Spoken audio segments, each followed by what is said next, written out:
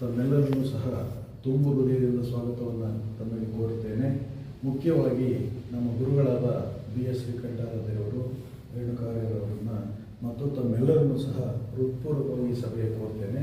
ಅತಿ ಮುಖ್ಯವಾಗಿ ಇವತ್ತು ಮಾತನಾಡಲು ಆಗಮಿಸಿರುವಂತಹ ನಮ್ಮ ಸ್ನೇಹಿತರಾದ ವೇಣುಗೋಪಾಲ್ರವರನ್ನು ನಾನು ತುಂಬ ಹೃದಯದಿಂದ ಸ್ವಾಗತಿಸುತ್ತೇನೆ. ವೇಣುಗೋಪಾಲ್ ಅವ್ರ ಬಗ್ಗೆ ಮಾತನಾಡಬೇಕು ಅಂತೇಳಿ ಅದು ಬೇರೆ ಅವ್ರನ್ನ ಕೇಳ್ಕೊಳ್ತೇನೆ. BS ವೇಣುಗೋಪಾಲ್ ಅವರು ಶಾಸ್ತ್ರದ ಪ್ರಾಧ್ಯಾಪಕರು. ಆದರೆ ಅವರ ಅಭಿರುಚಿ ಇರೋದು ಅರ್ಥಶಾಸ್ತ್ರ ಕ್ಷೇತ್ರದಲ್ಲಿ ದುಡಿದಿರ್ತಕ್ಕಂಥವರು ಏನು ಕೆಲಸ ಮಾಡಿರೋ ಅದೆಲ್ಲವನ್ನೂ ಕೂಡ ಇವತ್ತು ಅವ್ರು ಮಾಡ್ತಾ ಇದ್ದಾರೆ. ಅದಕ್ಕೆ ಅವರು ನಾನು ಅಭಿನಂದಿಸ್ತಾ ಇದ್ದೇನೆ. ಓದು ಇಷ್ಟೇ ಅಲ್ಲ, ಇವರು ಬಹಳ ವಿಶೇಷವಾಗಿ ಸಂಗೀತದಲ್ಲಿ ವಿಶೇಷವಾದಂಥ ಒಂದು ಆಸಕ್ತಿಯನ್ನು ಹೊಂದಿದೆ. ಅಷ್ಟೇ ಅಲ್ಲ, ಜನಸಾಮಾನ್ಯರಿಗೆ ಸುಲಭವಾಗಿ ತಿಳಿಲಿ ಅನ್ನೋ ದೃಷ್ಟಿ ಪ್ರಜಾವಾಣಿ ಮತ್ತು ಹೊಸತು ಈ ಪತ್ರಿಕೆಗಳಲ್ಲಿ ಅಂಕಣಕಾರರಾಗಿಯೂ ಕೂಡ ಅನೇಕ ಲೇಖನಗಳನ್ನು ಅವರು ಪ್ರಕಟಿಸಿದ್ದಾರೆ. ಅನುವಾದ ಅವರಿಗೆ ರೂಢಿಸ್ಕೊಂಡ್ಬಿಟ್ಟಿದ್ದಾರೆ ಪೂರ್ತಿಯಾಗಿ. ಯಾವುದೇ ಪಠ್ಯ ಪುಸ್ತಕವನ್ನಾಗಲಿ ಅಥವಾ ಯಾವುದೇ ವಿಷಯವನ್ನಾಗಲಿ ಭಾಳ ಸುಲಭವಾಗಿ ಅನುವಾದ ಮಾಡ್ತಕ್ಕಂಥ ಒಂದು ಶಕ್ತಿಯನ್ನು ಅವರು ಹೊಂದಿದ್ದಾರೆ. ವಿಶೇಷವಾಗಿ ಚರಿತ್ರೆ ಮತ್ತು ತತ್ವಶಾಸ್ತ್ರ ಈ ಎರಡು ಫೀಲ್ಡಲ್ಲಿ ಅವರು ಅನುವಾದವನ್ನು ತುಂಬ ಚೆನ್ನಾಗಿ ನಿರ್ವಹಿಸಿರುವುದನ್ನು ನಾವು ಕಾಣ್ತೇವೆ. ಅರ್ಥ ಮಾಲಿಕೆ ಎನ್ನುವಲ್ಲಿ ಒಂದು ಅರ್ಥಶಾಸ್ತ್ರಕ್ಕೆ ಸಂಬಂಧಿಸಿದಂಥ ಇದ್ರ ಬಗ್ಗೆ ನಾವೇನು ಚರ್ಚೆ ಮಾಡಿದ್ವಿ, ಇನ್ಕಮ್ ಇನ್ಇಕ್ವಾಲಿಟೀಸ್ ಬಗ್ಗೆ, ಅದರ ಬಗ್ಗೆ ಒಂದು ಪುಸ್ತಕವನ್ನು ಕನ್ನಡದಲ್ಲಿ ತಂದಿದ್ದಾರೆ. ಇದೆಲ್ಲಕ್ಕಿಂತ ಮುಖ್ಯವಾಗಿ ಈಗ ಈ ಒಂದು ಅರ್ಥ ಎನ್ನುವ ಮ್ಯಾಗಝೈನ್, ಡಿಜಿಟಲ್ ಮ್ಯಾಗಝೈನನ್ನು ಇವಾಗ ಹೊರಗೆ ತರ್ತಾ ಇದ್ದಾರೆ. ಬಹುಶಃ ಇವತ್ತು ನಿಮ್ಗೆಲ್ಲರಿಗೂ ಕೂಡ ಅದರ ಲಿಂಕನ್ನು ನಮ್ಮ ವೇಣುಗೋಪಾಲ್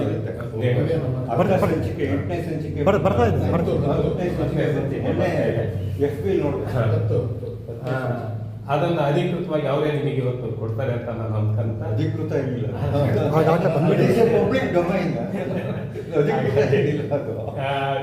ಜೊತೆಗೆ ಒಂದೇ ಒಂದು ಮಾತು, ನಮ್ಮ ಶ್ರೀಮತಿ ಕನ್ನಡ ಅವರು ಇಂಗ್ಲಿಷ್ ಉಪನ್ಯಾಸಕರು ಮತ್ತು ಈ ದಂಪತಿಗಳು ಇಬ್ಬರು ಸೇರಿ ಸಂಗೀತ ಮಾಲೆ ಮೇಲೆ ಅನೇಕ ಪುಸ್ತಕಗಳು ಬರೆದಿದ್ದಾರೆ.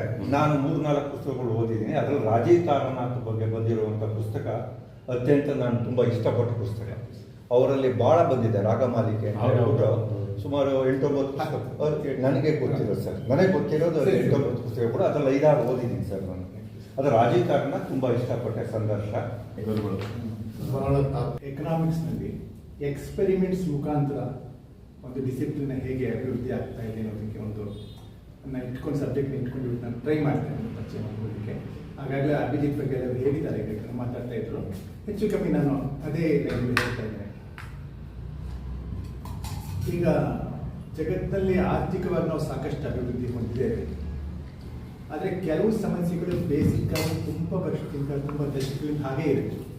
ಉದಾಹರಣೆಗೆ ಪಾವರ್ಟಿ ತಗೊಂಡ್ರೆ ಸುಮಾರು 70% ಜನ ಬಿಲೋ ಪಾವರ್ಟಿ ಇವತ್ತು ಕೂಡ ಇದ್ದಾರೆ. ಎಜುಕೇಷನ್ ತಗೊಂಡ್ರೆ, ಈಗ ಇಂಡಿಯಾದಲ್ಲೇ ತಗೊಂಡ್ರೆ ಸ್ಕೂಲ್ಗೆ ಹೋಗೋ ಮಕ್ಕಳು ತುಂಬ ಇದ್ದಾರೆ. ಆದರೆ ಸ್ಕೂಲ್ಗೆ ಹೋಗೋಲ್ಲಿ ಸುಮಾರು 50% ಮಕ್ಕಳು, ಪ್ರೈಮರಿ ಸ್ಕೂಲ್ ಮಕ್ಕಳು, 5ನೇ ಕ್ಲಾಸ್ ಹೋಗೋ ಮಕ್ಕಳು ಓದ್ಲಿಕ್ಕೆ ಬರ್ತಾ ಇದೆ ಇವತ್ತು.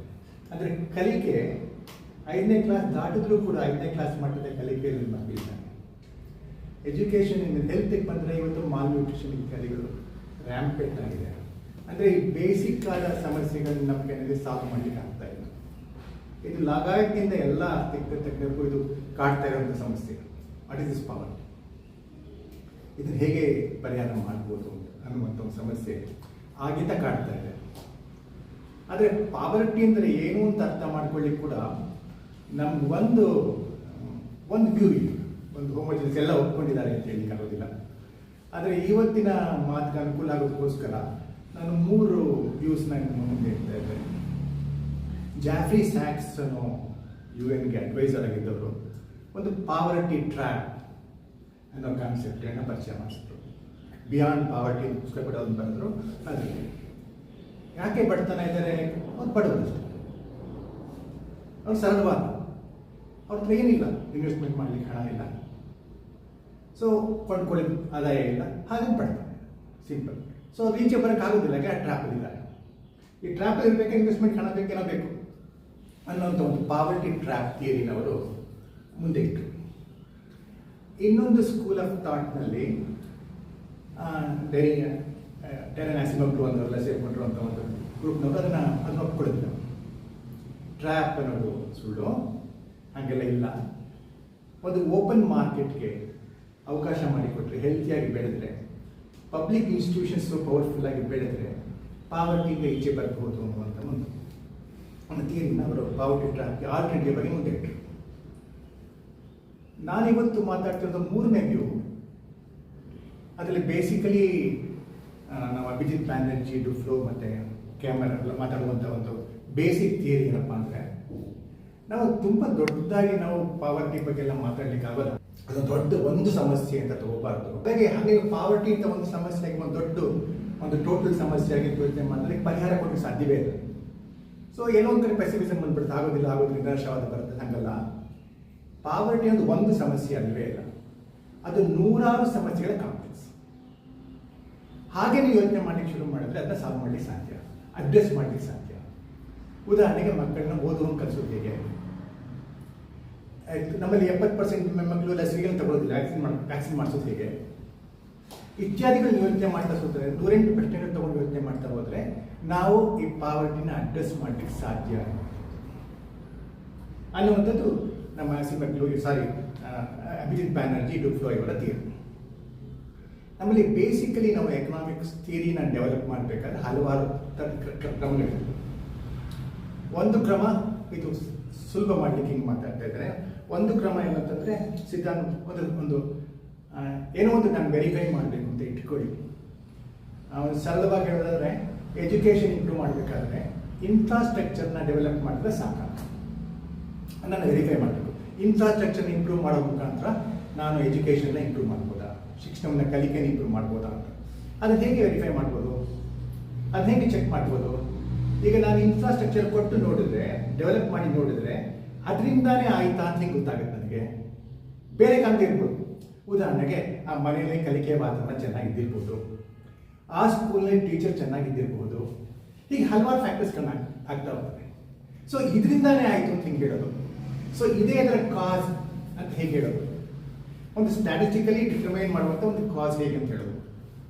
ಇನ್ನು ಬೇರೆ ಬೇರೆ ಕಾಸ್ಗಳಿದೆಯಲ್ಲ, ಈ ಕನ್ಫೌಂಡಿಂಗ್, ಗೊಂದಲ ಹುಡಿಸುವಂಥದ್ದು. ಅಂದರೆ ತಂದೆ ಹೇಳ್ಕೊಟ್ಟಿರ್ಬೋದು, ಮನೆಯಲ್ಲಿ ಎಜುಕೇಷನ್ ವಾತಾವರಣ ಇದೆ, ಅಥವಾ ಮಗುಗೆ ತುಂಬ ಆಸಕ್ತಿ ಇತ್ತು, ಅಥವಾ ನೆಕ್ಸ್ಟ್ ಒಳ್ಳೆ ಪಾಠ ಮಾಡ್ತಾ ಇದ್ರು, ಅಥವಾ ಆ ವರ್ಷ ಕ್ವಶನ್ ಪೇಪರ್ ಸುಲಭ ಇತ್ತು.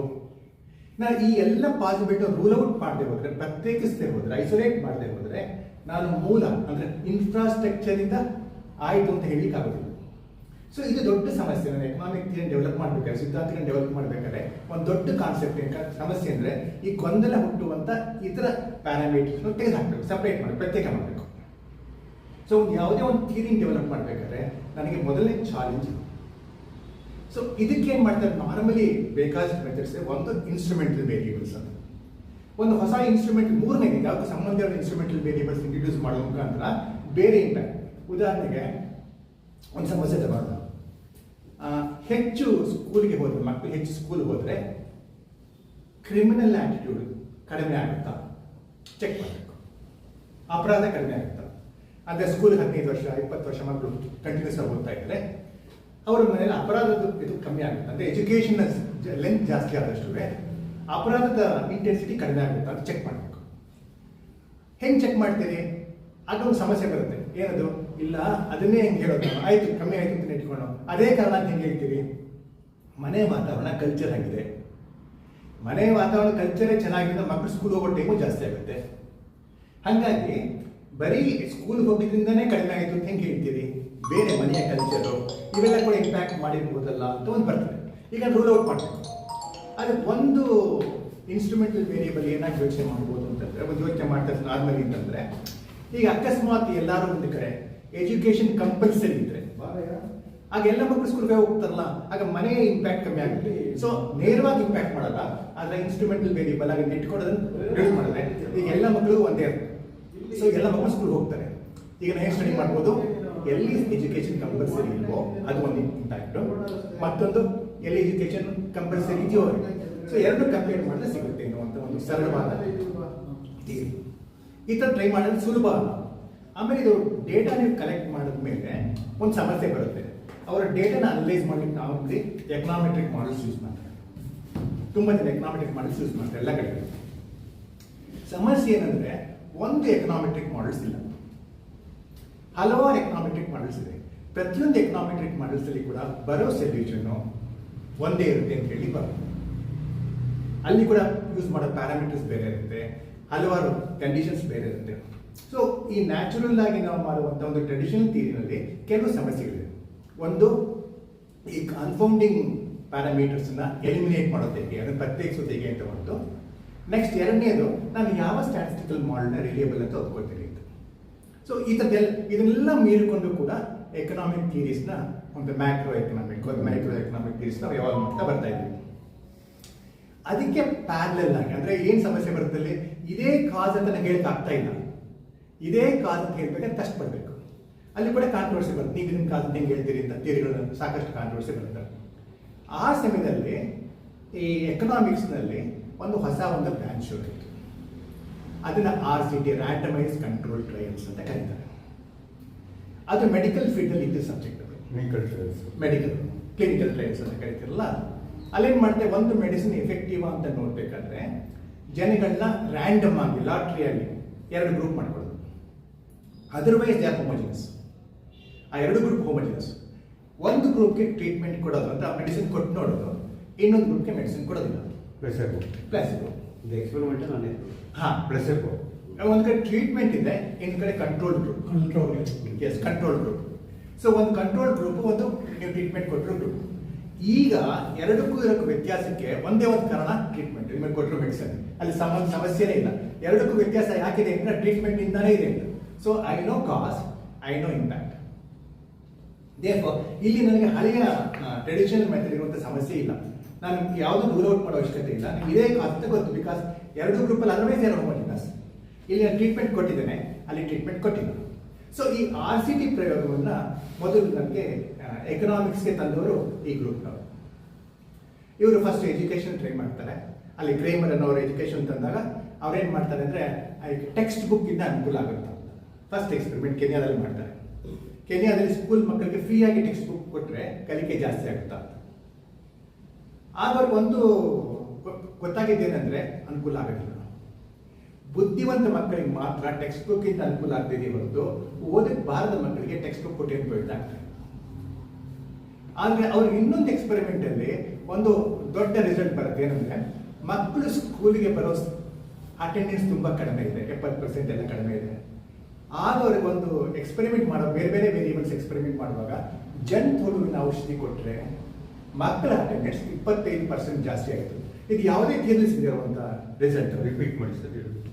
ವರ್ಮ್ಗೆ D1 ಔಷಧಿ ಕೊಡ್ತಾರಲ್ಲ, D1 ಔಷಧಿ ಕೊಟ್ಟ ತಕ್ಷಣ ಎಲ್ಲ ವರ್ಮ್ಸ್ D1 ಅಂದ್ರೆ ಎಷ್ಟೋ ಜನ ಗೊತ್ತಿರೋದು. ಓಕೆ, ಎಲ್ಲ ಬಟ್ ಹುಳ ಬರ್ತದಲ್ಲ, ಜಂತು ಹುಳ ಇಲ್ಲ, ಹುಳುಗಳು ಬರ್ತಾವಲ್ಲ, ಅದಕ್ಕೆ ಔಷಧಿ ಕೊಟ್ಟಾಗ ಅಟೆಂಡೆನ್ಸ್ 25% ಜಾಸ್ತಿ ಆಯಿತು. ಅವ್ರ ಹೆಲ್ತ್ ಸಿಕ್ಕಾಪಟ್ಟೆ ಇಂಪ್ರೂವ್ ಆಯಿತು. ಅಷ್ಟೇ ಅಲ್ಲ, ಇವರಿಗೆ ಔಷಧಿ ಕೊಟ್ಟಿದ್ರಿಂದ, ಈ ಸ್ಕೂಲ್ ಮಕ್ಕಳು ಇವ್ರಿಗೆ ಔಷಧಿ ಕೊಟ್ಟಿದ್ರಿಂದ ಬೇರೆ ಕಡೆಗೂ ಅದು ಇಂಪ್ಯಾಕ್ಟ್ ಆಯ್ತು. ಯಾಕಂದ್ರೆ ಅದು ಕಾಲಲ್ಲಿ ತುಳ್ಕೊಂಡು ಹೋದಾಗ ಅಲ್ಲಿ ಬರ್ತದಲ್ಲ, ಇನ್ಫೆಕ್ಷನ್ ಬರ್ತದಲ್ಲ, ಅದು ಕೂಡ ಆಯಿತು. ಸೊ ಲಾಂಗ್ ಸ್ಟ್ಯಾಂಡಿಂಗ್ ಎಫೆಕ್ಟ್ ಕೂಡ ಆಯಿತು. ಅದೇ ರಿಸಲ್ಟ್ ಅವ್ರಿಗೆ ಇನ್ನೊಂದು ಗೊತ್ತಾಗಿದೆ ಏನಂದ್ರೆ, ಅದನ್ನ ಆರ್ಗನೈಸ್ ಮಾಡಿದವರು ಬುಕ್ಸ್ ಅಟ್ಟೆ ಕೊಟ್ಟರೆ ಅದಕ್ಕೆ ಬೆಲೆ ಗೊತ್ತಾಗೋದಿಲ್ಲ, ಒಂದು 4 ಸೆಂಟ್ ಕಲೆಕ್ಟ್ ಮಾಡಿ ಅಂತ. ಔಷಧಿ 4 ಸೆಂಟ್ ಕೊಡಿ, ಹಾಗೆ ಎಫೆಕ್ಟಿವ್ ಬಳಸ್ತಾರೆ ಅಂತ. ಅದನ್ನ 4 ಸೆಂಟ್ ಜಾಸ್ತಿ ಮಾಡಿ ಇಟ್ಟಿದ ತಕ್ಷಣ ಅದನ್ನ ಬಳಸೋದು ನಿಂತದ್ದು. 80% ಕಡಿಮೆ ಆಯಿತು. ತುಂಬಾ ಕಡಿಮೆ ದುಡ್ಡು. ಆದರೆ ತಕ್ಷಣಕ್ಕೆ ಅದು ಸೀರಿಯಸ್ ಕಾಯಿಲೆ ಅಲ್ಲದೆ ಹೋದ್ರೆ ಇನ್ಯಾವ ಕಾಯಿಲೆಗೆ ಜನ ಔಷಧಿಗೆ ದುಡ್ಡು ಕೊಡೋದಿಲ್ಲ. ಸೊಳ್ಳೆ ಪದ ಮಲೇರಿಯಾ ತಪ್ಪಿಸುವಾಗ ಎಕ್ಸ್ಪೆರಿಮೆಂಟ್ ಇದೆ ಆಯ್ತು. ಸೊಳ್ಳೆ ಪದ ಸೇಮ್ ಎಕ್ಸ್ಪೆರಿಮೆಂಟ್ ಆಯಿತು. ಫ್ರೀಯಾಗಿ ಕೊಟ್ಟಾಗ ಎಲ್ಲರೂ ಸೊಳ್ಳೆ ಪದ ಬಳಸಿದ್ರು, ಮಲೇರಿಯಾ ಕಡಿಮೆ ಆಯಿತು. ಅದಕ್ಕೆ 15% ಜಾಸ್ತಿ ಕೊಡೋಣ, 15 ರೂಪಾಯಿ ಚಾರ್ಜ್ ಮಾಡೋಣ ಅಂತ ತಕ್ಷಣ ಅದು ಯೂಸ್ ನಿಂತಿತ್ತು. ಆಗ ಫಸ್ಟ್ ಇವರು ವರ್ಲ್ಡ್ ಬ್ಯಾಂಕಿಗೆ ಅಡ್ವೈಸ್ ಮಾಡಿದ್ರು. ಆಗ ವರ್ಲ್ಡ್ ಬ್ಯಾಂಕ್ ದುಡ್ಡು ಇಂಟ್ರೊಡ್ಯೂಸ್ ಮಾಡಿದ್ರು. ಇದು ಈ ಎಕ್ಸ್ಪೆರಿಮೆಂಟ್ ಆದಮೇಲೆ ವರ್ಲ್ಡ್ ಬ್ಯಾಂಕು ಯಾವುದೇ ಮೆಡಿಕಲ್ ಟ್ರೀಟ್ಮೆಂಟ್ಗೆ ಕೊಡುವಾಗ ಅದಕ್ಕೆ ಹಣ ಇಲ್ಲ, ಯಾಕೆಂದರೆ ಯೂಸೇಜ್ ಕಡಿಮೆ ಆಗುತ್ತೆ ಅಂತೇಳಿ. ಸೊ ಈ ಥಿಯರಿಗಳು ನಮಗೆ ಇದ್ರಲ್ಲಿ ಸಿಗೋದಿಲ್ಲ. ಈಗ ಇದರಲ್ಲಿ ನೆಕ್ಸ್ಟ್ ಅಂದರೆ ಮಾಮೂಲಿ ಎಕನಾಮಿಕ್, ಟ್ರೆಡಿಷನಲ್ ಎಕನಾಮಿಕ್ಸ್ ಸಿಗೋದಿಲ್ಲ. ಸೊ ಇದು ನಮಗೆ ಹಾಗೆ ಜನರಲ್ ಅಬ್ಸರ್ವೇಷನ್ ಮಾಡುವಾಗ ಅವ್ರ ಫೀಲ್ಡಲ್ಲಿ ಹೋಗಲೇಬೇಕು. ಇದು ದೊಡ್ಡ ಸಮಸ್ಯೆನ ಥಿಯರಿಗಳನ್ನ ಮನೇಲಿ ಕೂತು ಡೆವಲಪ್ ಮಾಡ್ಬೋದು.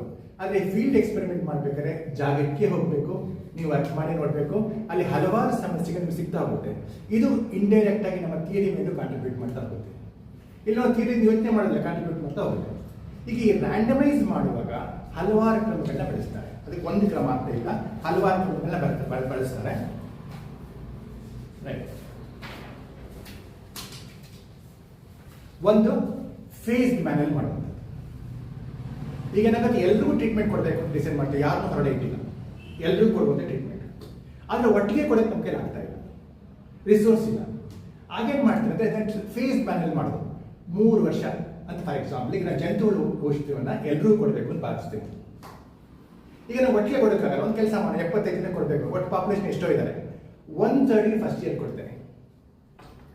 ಆಗ ಆ ಎಕ್ಸ್ಪೆರಿಮೆಂಟ್ ಮಾಡೋ ಫಸ್ಟ್ ಇಯರ್ 1/3 ಇದಾರಲ್ಲ, ಫಾರ್ ಎಕ್ಸಾಂಪಲ್ 75 ಜನ ಇದ್ದಾರೆ ಅಂತ ಇಟ್ಕೊಳ್ಳೋಣ, 25, 25, 25 3 ಗ್ರೂಪ್ ಮಾಡ್ತಾರೆ.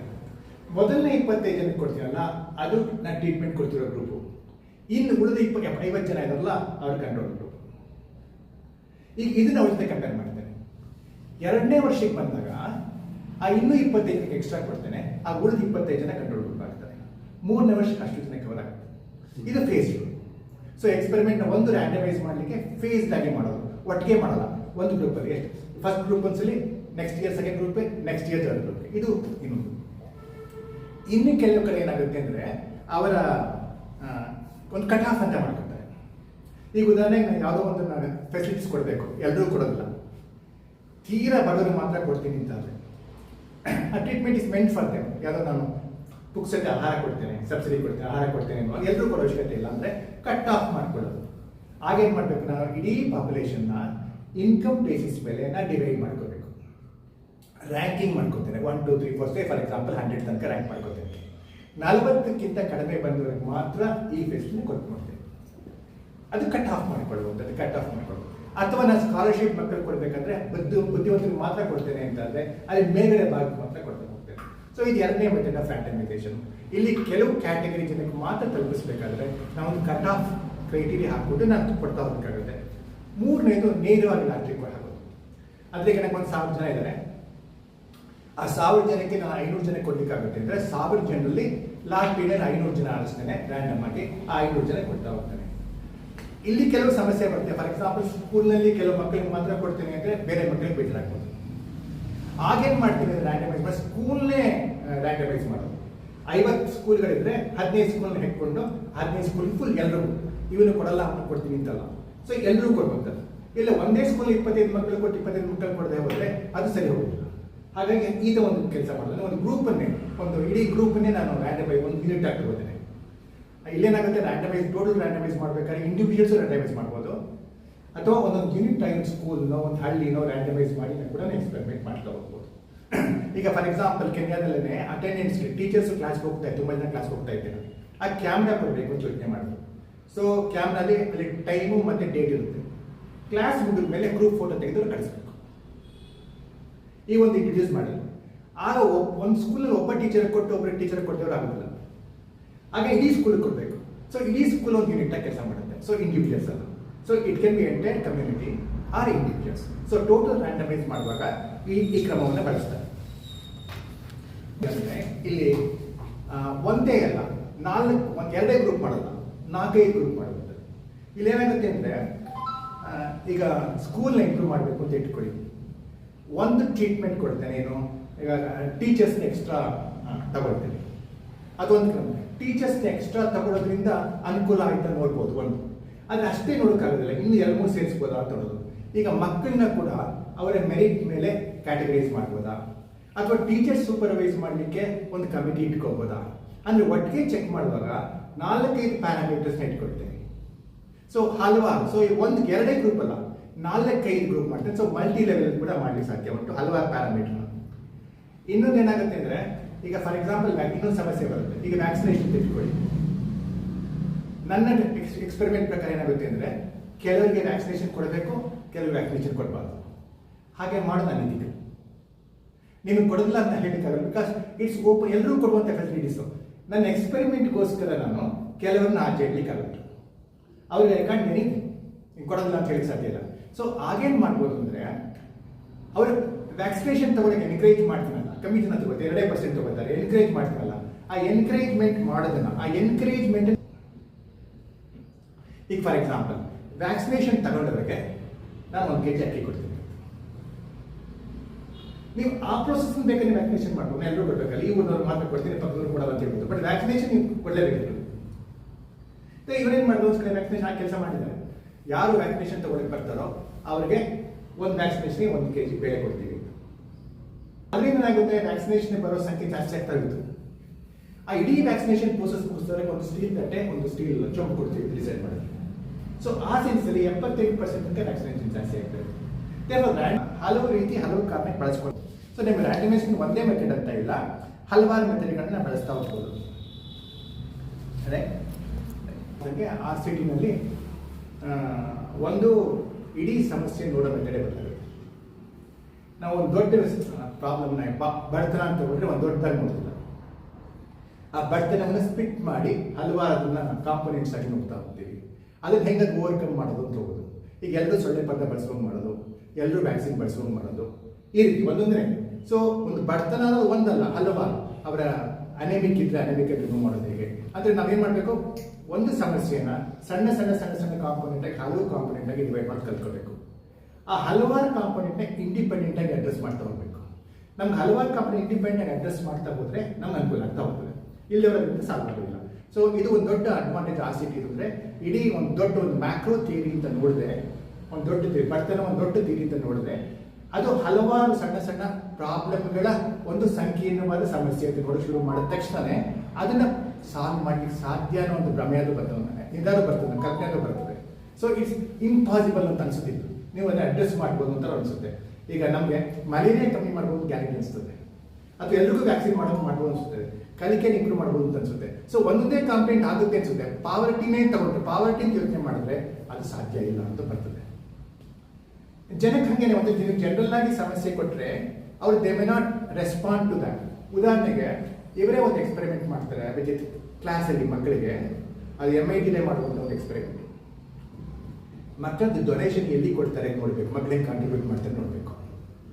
ಆಗ ಅವರು ಮಕ್ಕಳನ್ನ ಕೇಳ್ತಾರೆ, ನೋಡಿ ಆಫ್ರಿಕಾದಲ್ಲಿ ಒಂದು ಪ್ರಾಬ್ಲಮ್ ಇದೆ, 75% ಜನಕ್ಕೆ ಫೆಮಿನಿಂದ ತುಂಬ ಕಷ್ಟ ಆಗಿದೆ, ನಿಮ್ಗೆ ಏನಾದ್ರು ಕಾಂಟ್ರಿಬ್ಯೂಟ್ ಮಾಡಬೇಕು ಅನಿಸಿದ್ರೆ ಈ ಬಾಕ್ಸಲ್ಲಿ ಹಾಕಿ. ಆಮೇಲೆ ಇನ್ನೊಂದು ಬಾಕ್ಸ್ಗೆ ಹಾಕುವಾಗ ಇಲ್ಲಿ ಒಂದು ಹುಡುಗಿ ಇದೆ, ತುಂಬ ಜಾಣೆ ಹುಡುಗಿಯಕ್ಕೆ, ತುಂಬ ಕಷ್ಟವಿದೆ ಇತ್ಯಾದಿ. ಆ ಹುಡುಗಿಯ ಕಷ್ಟಗಳನ್ನೆಲ್ಲ ಎಕ್ಸ್ಪ್ಲೈನ್ ಮಾಡ್ತಾರೆ. ನೆಕ್ಸ್ಟ್ ಡೊನೇಷನ್ ನೀವು ಕಲೆಕ್ಟ್ ಮಾಡಿದಾಗ ಒಂದು ಹುಡುಗಿ ಕೇಳಿದಾರೆ ಡೊನೇಷನ್ ಜಾಸ್ತಿ ಕೊಟ್ಟಿದ್ದಾರೆ. ಇಡೀ ಸಾಮೂಹಿಕವಾಗಿ ಕೊಟ್ಟಾಗಲಿಗೆ ಅದೇನು ಪ್ರಯೋಜನ ಇಲ್ಲ ಅನ್ಸೆ ಕೊಟ್ಟಿದ್ದಾರೆ. ಸೊ ಕಾಂಟ್ರಿಬ್ಯೂಷನ್ ಒಂದು ಹುಡುಗಿ ಹೆಸರಲ್ಲಿ ಬಂದಾಗ ಕಾಂಟ್ರಿಬ್ಯೂಷನ್ ತುಂಬ ಜಾಸ್ತಿ, ಯಾಕೆ ತುಂಬ ರೆಸ್ಪಾಂಡ್ ಮಾಡಿದ್ದಾರೆ, ಜಾಸ್ತಿ ರೆಸ್ಪಾಂಡ್ ಮಾಡಿಲ್ಲ. ತುಂಬ ಪ್ರಾಬ್ಲಮ್ ಜನರಲೈಸ್ ಆಗ್ತಾ ಹೋಗ್ತಿದ್ದಂಗೆ ನಮ್ಮ ರೆಸ್ಪಾನ್ಸು ಕಷ್ಟ ಆಗುತ್ತೆ, ಅದನ್ನು ಸಾಲ್ವ್ ನಮ್ಮ ಮಾಡ್ಲಿಕ್ಕೆ ಆಗೋಲ್ಲ ಅಂತ ಅನ್ಸುತ್ತೆ, ನಾವು ಬಿಡ್ತಾ ಹೋಗ್ತಾ ಹೋಗ್ತೀವಿ. ಸೊ ಒಂದು ಪ್ರಾಬ್ಲಮ್ನ ನೀವು ಜನರಲ್ ಆಗಿ ಇಟ್ಕೊಂಡು ನೋಡಿದ್ರೆ ಅದಕ್ಕೆ ಸೊಲ್ಯೂಷನ್ ಸಿಗುತ್ತೆ ಅನ್ನೋ ಅನುಮಾನ ನಮಗೆ ಬರ್ತದೆ, ಅದಕ್ಕೊಂದು ಸೊಲ್ಯೂಷನ್ ಸಿಗೋದಿಲ್ಲ ಅಂತ ಅನಿಸ್ತಾ ಹೋಗ್ತದೆ. ಸೊ ಹಾಗಾಗಿ ಅದು ಅವರು ಇಡೀ ಬುಕ್ನಲ್ಲಿ, ಅವರ ಪಾವರ್ಟಿ ಬಗ್ಗೆ ಬಂದ ಬುಕ್ನಲ್ಲಿ ಅವರ ಪಾವರ್ಟಿನ ಬೇರೆ ಬೇರೆಯಾಗಿ ಡಿವೈಡ್ ಮಾಡಲಿಕ್ಕೆ ನೋಡ್ತಾರೆ. ಎಷ್ಟು ಸಾಧ್ಯವೋ ಅಷ್ಟು ಕಾಂಪೊನೆಂಟ್ ಮಾಡಿಕೊಂಡು ಆ ಪ್ರತಿಯೊಂದು ಕಾಂಪೊನೆಂಟ್ಗೂ ಒಂದು ಸೊಲ್ಯೂಷನ್ ಕಂಡುಕೊಳ್ಳುವಂಥ ಒಂದು ಪ್ರಯತ್ನವನ್ನು ಅವ್ರು ಮಾಡ್ತಾರೆ. ಅಂತ ಮೊದಲನೇ ನಮ್ಮ RCT ಅಡ್ವಾಂಟೇಜ್ ಏನಪ್ಪ ಅಂದರೆ, ಒಂದು ಪ್ರಾಬ್ಲಮ್ನ ಸಣ್ಣ ಸಣ್ಣ ಪ್ರಾಬ್ಲಮ್ಗಳಾಗಿ ನೋಡೋ ಮುಖಾಂತರ ಅದನ್ನ ಅಡ್ರೆಸ್ ಮಾಡ್ಲಿಕ್ಕೆ ಹೋಗ್ತಾರೆ. ಎರಡನೇದು, ನಮಗಿರೋ ಪ್ರೆಜುಡೀಸು ಇಲ್ಲಿ ಅವಕಾಶ ಇಲ್ಲ. ಯಾಕಂದ್ರೆ ಏನು ಕಾಣುತ್ತೋ ಅದು ನೀವು ನೋಡ್ಕೋಬೇಕು, ಅದು ಇಂಪ್ಯಾಕ್ಟ್ ಇದಾಗುತ್ತೆ ಅಷ್ಟೇ, ಅದು ಇಂಪ್ಯಾಕ್ಟ್ ಅದಾಗ್ತಾ ಹೋಗ್ತದೆ. ದೇಖೋ ಅದಕ್ಕೆ ನಿಮ್ಗೆ ಪ್ರೆಜುಡೀಸ್ ಅವಕಾಶ ಇಲ್ಲ ಇಲ್ಲಿ.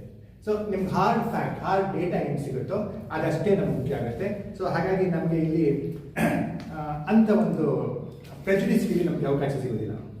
ಆಮೇಲೆ ಎರಡನೇದು, ಇಲ್ಲಿ ಬೇಸಿಕಲಿ ಏನಾಗುತ್ತೆ ಅಂದರೆ ನಮ್ಮ ಥಿಯರಿಗಳು ನಾವು ನಾರ್ಮಲಿ ವೆರಿಫೈ ಮಾಡೋಕ್ಕೆ ಮಾತ್ರ ಬೆಳೆಸ್ತಾರೆ, ಹಾಗೆ ನಾಗಕ್ಕಿಲ್ಲ.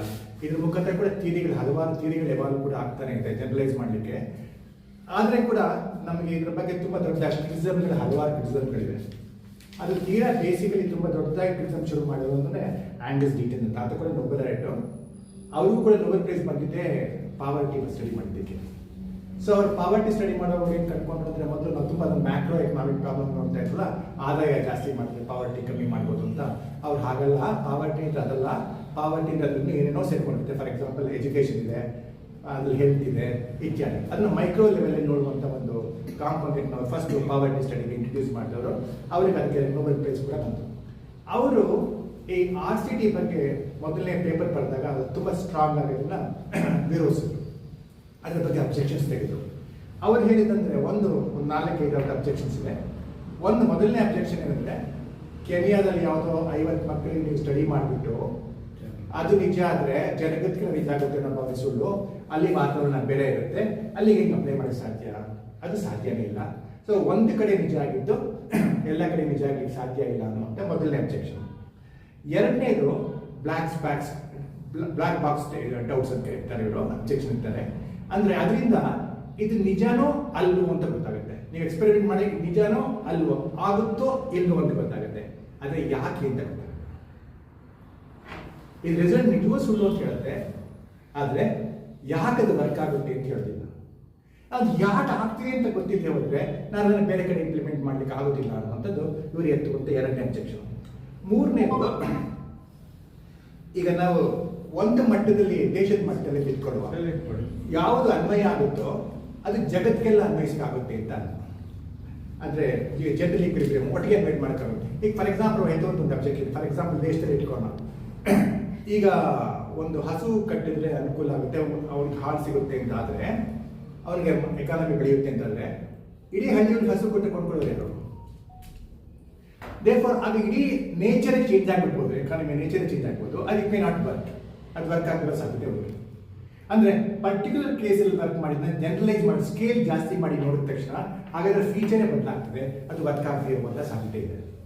ಸೊ ಸ್ಕೇಲ್ ಜಾಸ್ತಿ ಮಾಡಿದ ತಕ್ಷಣ ಅದು ಸರಿ ಆಗುತ್ತೆ. ನೆಕ್ಸ್ಟ್ ಅವ್ರು ಎತ್ತುವಂಥದ್ದು ಎಥಿಕಲ್ ಕ್ವಶನ್, ನೈತಿಕವಾದ ಪ್ರಶ್ನೆ ಇರ್ತಾರೆ. ಏನು ನೈತಿಕವಾದ ಪ್ರಶ್ನೆ ಅಂತಂದರೆ, ಎಕ್ಸ್ಪೆರಿಮೆಂಟ್ ಮಾಡೋಕ್ಕೋಸ್ಕರ ಕೆಲವರಿಗೆ ಫೆಸಿಲಿಟೀಸ್ ಕೊಡದೇ ಇರೋದು ಎಷ್ಟು ಮಟ್ಟಿಗೆ ಕರೆಕ್ಟ್? ಕೆಲವ್ರಿಗೆ ಕೊಡ್ತೀರಿ, ಕೆಲವ್ರು ಕೊಡಲ್ಲ, ಅದು ಎಷ್ಟು ಮಟ್ಟಿಗೆ ಕರೆಕ್ಟು? ಸೊ ಎಥಿಕಲಿ ಕೂಡ ಅದು ಅನುಮಾನಾಸ್ಪದ ಅಂತ ಹೇಳ್ತಾರೆ. ಆದರೆ ಇತ್ತೀಚೆಗೆ 2019 ಅಭಿಜಿತ್ಗೆ ನೋಬೆಲ್ ಪ್ರೈಸ್ ಬಂದಾಗ ನೋಬೆಲ್ ಲೆಕ್ಚರ್ ಕೊಟ್ಟರಲ್ಲ, ಆ ಲೆಕ್ಚರ್ನಲ್ಲಿ ಅವರು ಇಡೀ ತಮ್ಮ ಲೆಕ್ಚರ್ನ ಇದನ್ನ ಅಡ್ರೆಸ್ ಮಾಡಲಿಕ್ಕೆ ಇಟ್ಕೊಂಡ್ರು. ಅವರು ಒಂದು ಉದ್ದಕ್ಕೂ ಪ್ರತಿಯೊಂದಕ್ಕೊಂದು ಎಕ್ಸಾಂಪಲ್ಸ್ ಕೊಡ್ತಾ ಹೋಗ್ತಾರೆ. ಅವರು ಮೊದಲನೇ ಎಕ್ಸಾಂಪಲ್ ಕೊಡೋದು, ನಾವು RCT ಅಂದ ತಕ್ಷಣ ಒಂದು ಕಡೆ ಮಾಡಿಬಿಟ್ಟು ಮನೆಗೆ ಓಡೋಗ್ತೀವಿ ಅಂತ ಭಾವಿಸ್ಬೇಡಿ. ನಾವು ಯಾವುದೇ ಎಕ್ಸ್ಪೆರಿಮೆಂಟ್ನು ಒಂದೇ ಕಡೆ ಮಾಡಿಬಿಟ್ಟಿಲ್ಲ. ಈಗ ಉದಾಹರಣೆಗೆ ನಾವು ಕೆನಿಯಾದಲ್ಲಿ ಯಾವುದೋ ನಮ್ಮ ಎಕ್ಸ್ಪೆರಿಮೆಂಟ್ ಮಾಡಿ ಕೆನಿಯಾದಲ್ಲಿ ಮಾತ್ರ ಮಾಡಿಲ್ಲ, ಅದು ಜಗತ್ತಿನ ಎಲ್ಲ ಕಡೆಯೂ ಎಕ್ಸ್ಪೆರಿಮೆಂಟ್ ಆಗಿದೆ. ಸೊ ಜಗತ್ತಿನ ಎಲ್ಲ ಕಡೆಯೂ ಆಗಿರುವಂಥ ಎಕ್ಸ್ಪೆರಿಮೆಂಟ್ಸ್ ಮಾತ್ರ ಅದನ್ನು ಜನರಲೈಸ್ ಮಾಡ್ತೀವಿ. ಸೊ ಈಗ ನಮ್ಮದೇ ಆದ ಒಂದು ಜನರಲೈಸ್ ಮಾಡೋ ಮೆಥಡ್ ಇದೆ. ನೀವು ನಮಗೆ ಜನರಲೈಸ್ ಮಾಡೋ ಮೆಥಡ್ ಇಲ್ಲ ಅನ್ನೋಂಥ ಅಬ್ಜೆಕ್ಷನ್ ತಪ್ಪು. ನಮ್ಮಲ್ಲಿ ತೀರಿನ ಜನರಲೈಸ್ ಮಾಡಲಿಕ್ಕೆ ಇರೋ ಕ್ರಮ ಏನಂದ್ರೆ, RCT ಇರೋ ಕ್ರಮ, ಅಭಿಜಿತ್ ಹೇಳೋ ಪ್ರಕಾರ ಕ್ರಮ ಏನಂದರೆ ಎಕ್ಸ್ಟ್ರಾ ಡೇಟಾ ಕಲೆಕ್ಟ್ ಮಾಡೋದು. ಈಗ ನಾನು ಮೈಸೂರಿನಲ್ಲೇ ಕಲೆಕ್ಟ್ ಮಾಡಿದ ಡೇಟಾ ಒಂದು ಇನ್ಫಾರ್ಮೇಷನ್, ಒಂದು ಮಾಹಿತಿ ಸಿಕ್ತು, ಆ ಮಾಹಿತಿ ನಂಗೆ ಸಾಲದು ಅಂದಾಗ ನಾನು ಮಹಾರಾಷ್ಟ್ರದಲ್ಲಿ ಕಲೆಕ್ಟ್ ಮಾಡ್ತೇನೆ, ಅದು ನಂಗೆ ಸಾಲದು ಅಂದಾಗ ಬಾಂಗ್ಲಾದೇಶಲ್ಲಿ ಕಲೆಕ್ಟ್ ಮಾಡ್ತೇನೆ, ಅದು ಸಾಲದು ಅಂದಾಗ ಮತ್ತೊಂದು ಕಡೆ ಕಲೆಕ್ಟ್. ಸೊ ನೀವು 100 ಕಡೆ ಕಲೆಕ್ಟ್ ಮಾಡಿದ ಮೇಲೆ ಮಾತ್ರ ನಾವು ಎಕನಾಮೆಟ್ರಿಕ್ ಮಾಡೆಲ್ಸ್ ಬಳಸಿ, ಸ್ಟ್ಯಾಟಿಸ್ಟಿಕಲ್ ಮಾಡೆಲ್ಸ್ ಬಳಸಿ ಅದನ್ನ ಕ್ರೋಢೀಕರಿಸ್ತೇವೆ, ವೆಯ್ಟ್ ಕೊಟ್ಟು ಕ್ರೋಢೀಕರಿಸ್ತೇವೆ. ಅದು ಕೂಡ ವೆಯ್ಟೆಡ್ ಆವರೇಜ್ ನಾವು ಮಾಡೋದು. ಹಾಗಾಗಿ ನಾವು ನಮ್ಮದೇ ಆದ ಮೆಥಡ್ ಇದೆ, ಆ ಮುಖಾಂತರ ನಾವು ವೆರಿಫೈ ಮಾಡ್ತೇವೆ. ಜನರಲೈಸ್ ಮಾಡೋದು ಅನ್ನೋದು ಸುಳ್ಳು ಅನ್ನುವಂಥದ್ದು ಇವತ್ತು ಮೊದಲನೇ ಅಬ್ಜೆಕ್ಷನ್. ಆಮೇಲೆ ಎರಡನೇದು, ನಾವು ಕಾಸ್ ಅಂಡ್ ಎಫೆಕ್ಟ್ ನಮಗೆ ಇಲ್ಲಿ ಗೊತ್ತಾಗ್ತಾ ಇದೆ, ಇಲ್ಲಿ ಕೂಡ ಗೊತ್ತಾಗ್ತಾ ಇಲ್ಲ. ನೀವು ಈ ಅಬ್ಜೆಕ್ಷನ್, ನಾವು ಯಾವ ಅಬ್ಜೆಕ್ಷನ್ ತೆಗಿತೀರೋ, ಯಾವುದೇ ಎಕನಾಮಿಕ್ ಮಾಡೆಲ್ಸ್ ಕೂಡ ಎಲ್ಲ ಊರಲ್ಲೂ ಅಪ್ಲೈ ಆಗುವಂಥ ಮಾಡೆಲ್ಸ್ ಯಾವುದೂ ಇಲ್ಲ. ಅಮೆರಿಕಾದಲ್ಲಿ ಆಗುವಂಥ ಎಷ್ಟೋ ಮಾಡೆಲ್ಗಳು ನಮ್ಮ ಇಂಡಿಯಾದಲ್ಲಿ ಅಪ್ಲೈ ಆಗುತ್ತೆ, ಎಕನಾಮಿಕ್ ಮಾಡೆಲ್ಸ್. ಸೊ ಇದನ್ನು ನೀವು ಯಾವುದೇ ಸೋಷಿಯಲ್ ಸೈನ್ಸ್ನ ತೀರ್ಗು ಹೇಳ್ಬೋದು, ನಾವು RCT ಮಾತ್ರ ಸಂಬಂಧಪಟ್ಟಿದ್ದಲ್ಲ. ಆಮೇಲೆ ಇದನ್ನು ಅವರು ಹೇಳ್ತಾ ಹೋಗ್ತಾರೆ, ಅಬ್ಜೆಕ್ಷನ್ಸ್ ಮಾಡ್ತಾ ಹೋಗ್ತಾರೆ. ಅದಕ್ಕೆ ಹಾಗೆ ನೀವು ಹೇಳುವಂಥ ಎಲ್ಲ ಅಬ್ಜೆಕ್ಷನ್ ಕೂಡ ನೀವೊಂದು ಸ್ಕೇರ್ ಕ್ರೋ ಮಾಡ್ಕೊಂಡು ಬೆದರುಗೊಂಬೆ ಮಾಡ್ಕೊಂಡ್ಬಿಟ್ಟಿದ್ದೀರಿ, ಅದಕ್ಕೆ ನೀವು ಸುಮ್ಮನೆ ಹೊಡಿತಾ ಇದ್ದೀರಿ, ಎಲ್ಲರೂ ಹೊಡಿತಾ ಇದ್ದೀರಿ, ಅದು ಬೆದರುಗೊಂಬೆ ಅಷ್ಟೇ, ಅದು ನಿಜವಾದ ಮಾಡಲ್ಲ. ನೀವು ಮಾಡ್ತಿರೋದು ನಮ್ಮ ನಿಜವಾದ ಮಾಡಕ್ಕೆ ಕೆಲಸ ಮಾಡ್ತಾನೆ ಇಲ್ಲ. ಇವರು ತಮ್ಮ ಎಕ್ಸ್ಪೆರಿಮೆಂಟ್ನ ಮಾಡೋದಕ್ಕೆ, ಇದನ್ನು ಮಾಡೋದಕ್ಕೆ ಅವರು ಸುಮಾರು ಇಲ್ಲಿ ತನಕ 1000 ಎಕ್ಸ್ಪೆರಿಮೆಂಟ್ಸ್ ಮಾಡಿದ್ದಾರೆ. ಅವರು ಜೇಪಾಲ್ ಅಂತ ಒಂದು ಸಂಸ್ಥೆ ಕಟ್ಕೊಂಡಿದ್ದಾರೆ. ಆ ಜೇಪಾಲ್ನಲ್ಲಿ ಎಲ್ಲ ಊರಿನಲ್ಲಿ ಎಕ್ಸ್ಪೆರಿಮೆಂಟ್ ಮಾಡ್ತಾ ಹೋಗ್ತಾ ಇದ್ದಾರೆ, ಎಕ್ಸ್ಪೆರಿಮೆಂಟ್ ಮಾಡ್ಕೊಂಡು ಹೋಗ್ತಾ ಇದ್ದಾರೆ. ಅವರು ಬಾಂಗ್ಲಾದೇಶನ ಮೈಕ್ರೋ ಫೈನಾನ್ಸ್ ಬಗ್ಗೆ ಮಾಡಿದ್ದು ತುಂಬ ಇಂಪಾರ್ಟೆಂಟ್ ವರ್ಕ್. 2-3 ವರ್ಕ್ಗಳಿದೆ. ನಾನು ಒಂದು ವರ್ಕನ್ನು ಇಲ್ಲಿ ನಾನು ಗಮನಕ್ಕೆ ತರ್ತೇನೆ. ಬಾಂಗ್ಲಾದೇಶನ ಫೈನಾನ್ಸ್ ಮಾಡೋದ್ರ ಮುಖಾಂತರ ಪಾವರ್ಟಿನ ತೆಗಿಬೋದು ಅನ್ನುವಂಥ ಒಂದು ಥಿಯರಿನ ಅವರು ಮುಂದೆ ಇಟ್ಟರು. ಆಮೇಲೆ ಅದ್ರ ಬಗ್ಗೆ ಕಾಂಟ್ರವರ್ಸಿ ಕೂಡ ಆಯಿತು. ಎಷ್ಟೋ ಜನ ಸಾಲದ ಪ್ಲಸ್ ಹಾಕೊಂಡು ಸತ್ತು ಸೂಸೈಡ್ ಮಾಡ್ಕೊಂಡ್ರು ಇತ್ಯಾದಿಗಳು. ಆಗ ಇವರು ಜೇಪಾಲ್ ಮುಖಾಂತರ ಅದನ್ನು RCT ಯೂಸ್ ಮಾಡಿ ವರ್ಕ್ ಮಾಡೋಣ ಅಂತ ಯೋಚನೆ ಮಾಡೋದು. ಆಗ ಅವರು ಒಪ್ಕೊಳ್ಳಿಲ್ಲ. ಅದು ತುಂಬ ಕಾಮೆಂಟ್ಗಳು ಬಂದ ಮೇಲೆ ಅದನ್ನು ಒಪ್ಕೊಂಡ್ರು. ಫಸ್ಟ್ ಅದನ್ನು ಇವರು ವರ್ಕ್ ಮಾಡಿದ್ದು, ಅದ್ರ ಬಗ್ಗೆ ಸ್ಟಡಿ ಮಾಡಿದ್ದು ಅಭಿಜಿತ್ ಮತ್ತು ಡುಫ್ಲೋ ವರ್ಕ್ ಮಾಡಿದ್ದು ಹೈದರಾಬಾದ್ನಲ್ಲಿ. ಒಂದು ಸಂಸ್ಥೆ ಸಾಲ ಕೊಡ್ಲಿಕ್ಕೆ ಮುಂದೆ ಬಂತು, ಎಕ್ಸ್ಪೆರಿಮೆಂಟ್ ಸಾಲ ಕೊಡ್ಲಿಕ್ಕೆ ಮುಂದೆ ಬಂತು, ಮೈಕ್ರೋ ಫೈನಾನ್ಸ್ ಕೊಡ್ತು. ಅದರ ಮುಖಾಂತರ ವರ್ಕ್ ಮಾಡಿದಾಗ ಅವರಿಗೆ ಒಂದು ಫ್ಯಾಕ್ಟ್ಸ್ ಗೊತ್ತಾಗಿದ್ದೇನಪ್ಪ ಅಂದರೆ ಅದರಿಂದ ಪಾವತಿ ಹೋಗಿಲ್ಲ. ಅವ್ರೇನು ಕಂಡುಕೊಂಡ್ರು ಅಂದರೆ ಆ ಲೋನ್ ಕೊಡೋ ಮುಖಾಂತರ, ಸಾಲ ಕೊಡೋ ಮುಖಾಂತರ ಈಗಾಗಲೇ ಉದ್ದಿಮೆಗಳು ಯಾರಿಗೆ ಮಾಡ್ತಾ ಇದ್ದಾರೆ ಅವರು ಉದ್ದಿಮೆಗಳು ಇದ್ದು, ಯಾರು ಹೊಸದಾಗಿ ಉದ್ದಿಮೆ ಮಾಡಬೇಕು ಅವರು ಉದ್ದಿಮೆಗಳು ಮಾಡಿ. ಅಂದರೆ ಫೀಲ್ಡಲ್ಲಿ ಇರೋರಿಗೆ ಅನುಕೂಲ ಆಗಿದೆ, ಉಳಿದವ್ರಿಗೆ ಅನುಕೂಲ ಆಗಿಲ್ಲ. ಅದಕ್ಕೆ ಅವ್ರು ಕೊಟ್ಟ ಉದಾಹರಣೆ ಏನಪ್ಪ ಅಂತಂದ್ರೆ, ಮಾತಾಡುವಾಗ ಪಾಯಿಂಟ್ ಕೊಟ್ಟ ಉದಾಹರಣೆ, ಈಜು ಬರೋರಿಗೆ ಆಳದ ನೀರಲ್ಲಿ ಈಜ್ಕೊಳ್ಳೋಕೆ ಹೆಲ್ಪ್ ಮಾಡ್ತಾ ಇದ್ದಾರೆ. ಈಜು ಬಾರದಿದ್ದು ಮುಳುಗ್ತಾರೆ, ಅದು ತಿರ್ಸ್ಲಿಕ್ಕೆ ಅಂತ ಒಂದು ಎಕ್ಸಾಂಪಲ್ ಅನ್ಕೊಂಡ್ರು. ಆ ಸಮಯದಲ್ಲಿ ಇನ್ನೊಂದು ಎಕ್ಸ್ಪೆರಿಮೆಂಟ್ ಇತ್ತು. ಆ ಎಕ್ಸ್ಪೆರಿಮೆಂಟ್ ಅಲ್ಲಿ ಏನ್ ಮಾಡ್ತಾ ಇದ್ರು ಅಂದ್ರೆ, ತುಂಬಾ ಅತಿಯಾಗಿ ಸಾಲ ಮಾಡ್ಕೊಂಡು ಬಡತನ ಇದ್ದವರಿಗೆ ಕೊಡುವಂಥದ್ದು. ಎರಡಿಗೂ ಕೂಡ ಕ್ರಮ ವ್ಯತ್ಯಾಸ ಇದೆ. ಯಾವುದಕ್ಕೆ? ಅದಕ್ಕೆ ಮೈಕ್ರೋ ಫೈನಾನ್ಸಸ್ ವರ್ಸಸ್ ಒಂದು ಎಕ್ಸ್ಪೆರಿಮೆಂಟ್ ಆಗ್ತಿತ್ತು. ಆ ಗ್ರೂಪಲ್ಲಿ ಏನು ಮಾಡಿ, ಇಲ್ಲಿ ಏನಂದ್ರೆ ನೀವು ಟ್ರೈನಿಂಗ್ ಏನು ಕೊಡಲ್ಲ, ಯಾರು ಮೈಕ್ರೋ ಫೈನಾನ್ಸಲ್ ಟ್ರೈನಿಂಗ್ ಇತ್ಯಾದಿಗೂ ಕೊಡಲ್ಲ, ಲೋನ್ ಕೊಟ್ಬಿಡೋದು. ನಿಮಗೆ 1 ವರ್ಷ ಆದ್ಮೇಲೆ ಲೋನ್ ಕಲೆಕ್ಟ್ ಮಾಡ್ಕೊಂಡು ಬರ್ತಾರೆ. ನೀವು ಎಲ್ಲಿಗೆ ಬೇಕಾದ್ರೆ ನೀವು ಫೈನಾನ್ಸ್ ಇನ್ವೆಸ್ಟ್ ಮಾಡೋದಕ್ಕೇನು ಸಲಹೆ ಕೊಡೋದಿಲ್ಲ, ಏನಿಲ್ಲ. ಅದಕ್ಕೆ ಅವ್ರೇನು ಮಾಡೋದು ಅಂದರೆ, ಇನ್ನೊಂದು ಗ್ರೂಪಲ್ಲಿ ಏನು ಮಾಡೋದು ಅಂದರೆ, ಅಲ್ಲಿ ಅವರಿಗೆ ಫೈನಾನ್ಸ್ ಕೊಡೋದಿಲ್ಲ, ಅದ್ರ ಬದಲು ಅಸೆಟ್ ಕೊಡ್ತಾರೆ ಕೆಲಸ ಮಾಡಲಿಕ್ಕೆ. ಈಗ ಉದಾಹರಣೆಗೆ ಹಸು ಕಸ ಹಾಕ್ಬೋದು, ಹಸು ಕೊಡೋದು, ಇದು ಅಂಗಡಿ ಹಾಕ್ಕೊಡೋದು, ಹಿಂಗೆ ತಯಾರು ಮಾಡ್ಕೊಡೋದು. ಅವ್ರಿಗೆ ದುಡ್ಡು ಕೈ ಕೊಡೋದಿಲ್ಲ, ಅದ್ರ ಬದಲು ಒಂದು ಅಸೆಟ್ನ ಕೊಡ್ತಾರೆ. ಆಮೇಲೆ ಅಸೆಟ್ಟಿಗೆ ನಾವು ಬಳಸ್ಕೊಳ್ಳೋಕೆ ಬೇಕಾಗಿ ಟ್ರೈನಿಂಗ್ ಕೊಡ್ತಾರೆ. 1 ವರ್ಷ ಅದನ್ನ ಅವ್ರಿಗೆ ಅದನ್ನ ಮಾರ್ಕೋಬಾರ್ದು, ಹಸುನ ಅದ್ರಿಂದ ಇನ್ಕಮ್ ಬರೋ ತನಕ ದುಡ್ಡು ಕೊಡ್ತಾರೆ. ಸೊ ಈಗ ಅಲ್ಟ್ರಾಪೂರ್ ಮಾತ್ರ ಎಲ್ರಿಗೂ ಅಲ್ಲ, ಅಲ್ಟ್ರಾಪೂರ್ ತುಂಬ ತೀರಾ ಬಡವರಿಗೆ ಮಾತ್ರ ಕೊಡುವಂಥದ್ದು, ಅವ್ರಿಗೆ ಏನು ಗತಿನೇ ಇಲ್ಲ ಅಂತ ಮಕ್ಕಳು ಕೊಡೋದು. ಇದನ್ನ ಫಸ್ಟ್ ಅವರು 12 ತಿಂಗಳು ಕನಸಿದ್ರು. 12 ತಿಂಗಳು ಕಂಟಿನ್ಯೂ ಮಾಡ್ಕೊಂಡಿದ್ರು, ಸಮಸ್ಯೆ ಆಗಿಲ್ಲ. 2 ವರ್ಷ ಕನಸಿದ್ರು, 10 ವರ್ಷ ಕನಸಿದ್ರು. ಸೊ 2ನೇ ಕಾರ್ಯಕ್ರಮದಲ್ಲಿ ಸಕ್ಸಸ್ ರೇಟ್ ಜಾಸ್ತಿ ಆಯಿತು. ಸ್ಯಾಕ್ಸ್ ಹೇಳಿದ್ರಲ್ಲ, ಪಾವರ್ಟಿ ಟ್ರ್ಯಾಪ್ ಇದೆ ಅಂತ. ಪಾವರ್ಟಿ ಟ್ರ್ಯಾಪ್ ಇಂದ ಈಚೆ ಬರ್ಬೇಕಾದ್ರೆ ಒಂದು ಬಿಗ್ ಪುಷ್ ಕೊಟ್ಟರೆ ಮಾತ್ರ ಈಚೆ ಬರ್ತಾರೆ. ಸಣ್ಣ ಇನ್ಕ್ರಿಮೆಂಟಲ್ಲಿ ಕೊಟ್ಟರೆ ಬರ್ಲಿಕ್ಕೆ ಆಗೋದಿಲ್ಲ, ಟ್ರ್ಯಾಪ್ ಇಂದ ಈಚೆ ಬರ್ತಿಲ್ಲ, ಬಿಗ್ ಪುಷ್. ಸೊ ಇವರು ಥಿಯರಿಟಿಕಲಿ ಫಸ್ಟ್ ಟೈಮ್ ಅದಕ್ಕೆ ಆ ಬಿಗ್ ಪುಷ್ ಥಿಯರಿಗೆ ಟ್ರ್ಯಾಕ್ ಬೇಕಾದಂಥ ಇದ್ರಿಗೆ ಬೇಕಾದ ಥಿಯರಿಗೆ ಬೇಕಾದ ಡಾಕ್ಯುಮೆಂಟ್ನ ಕೊಟ್ಟರು. ಇದು ನಂತರದಲ್ಲಿ ನಾವೆಲ್ಲರೂ ಕೂಡ ಇತ್ತೀಚೆಗೆ ಪಾವರ್ಟಿ ಟ್ರ್ಯಾಪ್ ಥಿಯರಿನ ತುಂಬ ಜನ ಒಪ್ಕೊಳ್ತಾ ಇದ್ದಾರೆ. ಅಂದರೆ ಪಾವರ್ಟಿ ಟ್ರ್ಯಾಪ್ ನಿಜ, ಜನ ಬಡವರಾಗಿದ್ದಾರೆ. ಯಾಕೆಂದ್ರೆ ಬಡವರಾಗಿದ್ದಾರೆ, ಅವ್ರಿಗೆಲ್ಲ ಸಾಧ್ಯ ಇಲ್ಲ. ಅವ್ರು ಬಡತನದಿಂದ ಈಚೆ ಬರ್ಬೇಕು, ಟ್ರ್ಯಾಪಿಂದ ಈಚೆ ಬೇಕಾದ್ರೆ ಅದೇನಿದೆ ಬಿಗ್ ಪುಷ್. ಸೊ ನೀವು ಫೈನಾನ್ಷಿಯಲ್ ಹೆಲ್ಪ್ ಇತ್ಯಾದಿಗಳು ಕೊಟ್ಟರೆ ಅದರಿಂದ ಅಷ್ಟು ಅನುಕೂಲ ಆಗಲಿಕ್ಕಿಲ್ಲ. ಅದು ಬಳಕೆ ಮಿಸ್ಯೂಸ್ ಹೊಟ್ಟೋಗ್ಬೋದು, ಹಂಗೆ ಕರ್ಕೋಬೋದು, ಅದರಿಂದ ಏನೂ ಆಗೋ ಸಾಧ್ಯನೇ ಇಲ್ಲ. ಸೊ ನೀವು ಮಾನಿಟರ್ ಮಾಡಲೇಬೇಕಾಗ್ತದೆ, ಟ್ರೈನಿಂಗ್ ಕೊಡಬೇಕಾಗ್ತದೆ. ಇದೆಲ್ಲ ಮಾಡಿಕೊಂಡು ಬಂದರೆ ಆಮೇಲೆ ಯಾರೂ ಕೂಡ ಅಲ್ಲಿ ತೆಗೆದುಕೊಂಡ 1 ಕೋಟಿ ಜನ ವಾಪಸ್ಸು ಪಾವರ್ಟಿ ಟ್ರ್ಯಾಪ್ಗೆ ಹೋಗಿಲ್ಲ. 90%, 92% ಸ್ಟ್ಯಾಟಿಸ್ಟಿಕಲ್ ಸಿಗ್ನಿಫಿಕೆಂಟ್ ನಂಬರ್ ಅಂತ ಕರೀತಾರಲ್ಲ, 92% ಅಷ್ಟು ವಾಪಸ್ ಪಾವರ್ಟಿ ಟ್ರ್ಯಾಪ್ಗೆ ಹೋಗಿಲ್ಲ. ಸೊ ಅವ್ರನ್ನ ಪಾವರ್ಟಿ ಒಂದು ಬೇಸಿಕ್ ಆದ ಥಿಯರಿ, ಪಾವರ್ಟಿ ಟ್ರ್ಯಾಪ್ ಥಿಯರಿ ಕೂಡ ಅದರಲ್ಲಿ ಎಸ್ಟಾಬ್ಲಿಷ್ ಮಾಡಲಿಕ್ಕೆ ಅವ್ರಿಗೆ ಸಾಧ್ಯ ಆಯಿತು. ಸೊ ಇದು ಹಲವಾರು ಏರಿಯಾದಲ್ಲಿ ಈಗ RCTನ ಇವರು ಬಳಕೆ ಮಾಡ್ತಾ ಬರ್ತಾ ಇದ್ದಾರೆ. ಸೊ ನೀವು ಎಕನಾಮಿಕ್ಸ್ನ ಗ್ರ್ಯಾಜುಯಲ್ ಆಗಿ ನಾವು ಸಬ್ಜೆಕ್ಟ್ ನೋಡ್ತಾ ಹೋದರೆ ಹೊಸ ಅದಕ್ಕೆ ಫ್ಯಾಸಿಸ್ಟ್ಗಳು ಆಯಾಮಗಳು ಸೇರ್ಕೊಳ್ತಾ ಹೋಗ್ತದೆ. ಹಲವು ವರ್ಷಗಳಿಂದ ಅದಕ್ಕೆ ಬಿಹೇವಿಯರ್ ಎಕನಾಮಿಕ್ಸ್ ಸೇರ್ಕೊಳ್ತು. ಅದು ಮನುಷ್ಯನ ಸೈಕಾಲಜಿನ ಎಕನಾಮಿಕ್ಸ್ ಬೇಕಿದ್ದಂತು. ಹಾಗೆಯೇ ಫಿಲಾಸಫಿ ಬಂತು. ಆಗ ಅಮರ್ತ್ಯ ಸೇನ್ ಅಂತಾರಲ್ಲ, ಎಥಿಕ್ಸ್ನ ರೋಲ್ ಆಫ್ ಎಥಿಕ್ಸ್ನ ಎಥಿಕ್ಸ್ ತಂದರು. ಈಗ ಈ ಗ್ರೂಪ್ನವರು ಎಕ್ಸ್ಪರಿಮೆಂಟಲ್ ಸೈನ್ಸನ್ನು ಎಕನಾಮಿಕ್ಸ್ ಫೀಲ್ಡಿಗೆ ಬರ್ತಾ ಇದೆ. ಸೊ ಎಲ್ಲೋ ಒಂದು ಕಡೆ ಎಕನಾಮಿಕ್ಸ್ನ ಸ್ವಲ್ಪ ಹೆಚ್ಚು ರಿಲಿಯಬಲ್ ಆಗಿರುವಂಥ ಒಂದು ಸೈನ್ಸ್ ಮಾಡೋ ಕಡೆ ಈ ಥರ ಎಫರ್ಟ್ಗಳು ಹೊರಗಡೆ ಈ ಫೀಲ್ಡ್ಸ್ಗಳು ಆ್ಯಡ್ ಮಾಡ್ತಾ ಹೋಗ್ತಾ ಇದೆ. ಸೊ ಇದು ಒಂದು ರೀತಿ ಎಲ್ಲಿ ಆಂಬಿಗ್ವಿಟಿ ಇತ್ತು, ಆಂಬಿಗ್ವಿಟಿನ ಮುಚ್ಚುವಂಥ ಒಂದು ಪ್ರಯತ್ನ ಈ RCT ಎಲ್ಲ ಪಕ್ಕ ಅಲ್ಲ. RCT ಎಷ್ಟೋ ಎಕ್ಸ್ಪೆರಿಮೆಂಟ್ಸ್ ಫೇಲ್ ಆಗಿದೆ.